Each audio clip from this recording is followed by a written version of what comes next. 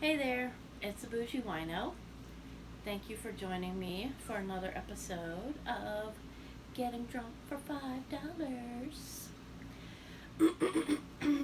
Excuse me.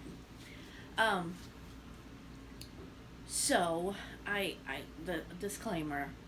I'm sorry, but this is not going to be a silly video because I'm in a funk. And I've been in a funk for like 3 days now. I know, me too. And it's because I went to a party this weekend, and it was for my little granddaughter-in-law's birthday. It was at her other grandmother's house, and I don't really know her that well, and there's a language barrier, and so we don't really know each other. We don't chat that much. But I was there for my granddaughter-in-law, and I was just sitting there at the table, and so she asked me, "No job?" And I was caught off guard. So I was like, "No, no." And she was like, "Oh, I have two jobs." And the way she said it was just kind of judgy and snotty, and it caught me off guard. And I was like, "Wow, it's kind of a personal thing to say or ask or whatever." But so it was bugging me, and it kind of tainted the whole day and my whole mood. I didn't even get birthday cake. But so I told my husband about it later, and he was like, "Does she know you hurt yourself in the military?" I was like, "No, I didn't tell her that. I didn't really feel like it was necessary to tell her." But it just made me realize how, like, unnecessarily snotty people can treat each other, you know? Um, she didn't need to know that I was in the military to, like, not be rude to me. She didn't need to know that I had a bad childhood. I don't want to have to explain myself, my feelings, or my quirks to people, because when I do, I get that pity face. I don't want that pity face. I don't need her to know I don't work because I'm injured, because I injured myself in the military, for her to treat me with a little decency. I stopped telling people about myself because it never failed. Anything I told them about myself, you get the pity face. I want people to just think I'm funny and weird and inappropriate just because I am. I grew up with the pity face. I'm tired of it.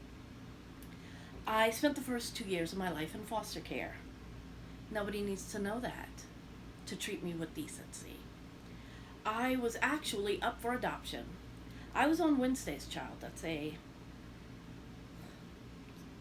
odd little news program in New Iberia in the 80s, where foster kids are paraded on TV for potential adopters to see.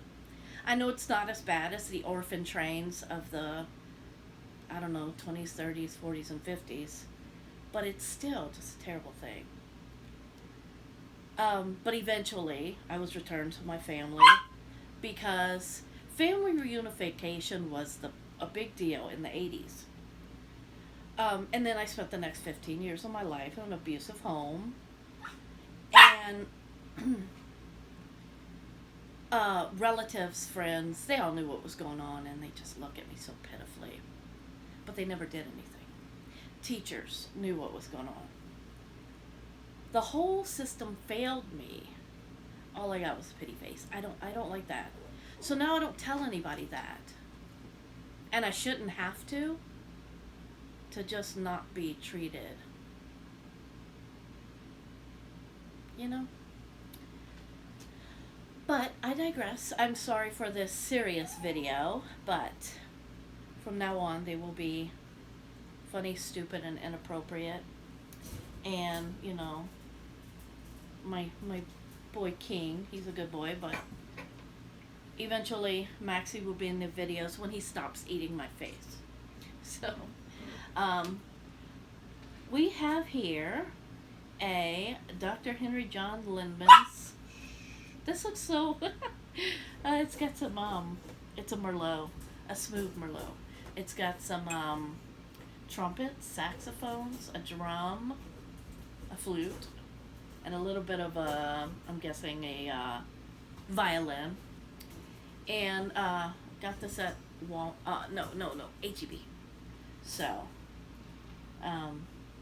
sorry if I brought y'all down, but here's some Merlot. And look, look, my little wino dog.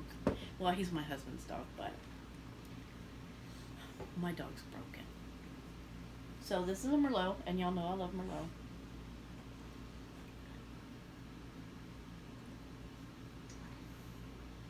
It's good. It's a little dry. You want to lick my wine like you lick my coffee every morning? Every morning, this boy sticks his tongue right in my coffee before I'm finished. But thanks for joining me, and just go out there and don't be an asshole. It's just not necessary. You don't need to know somebody's history to treat them with a little bit of decency. Bye.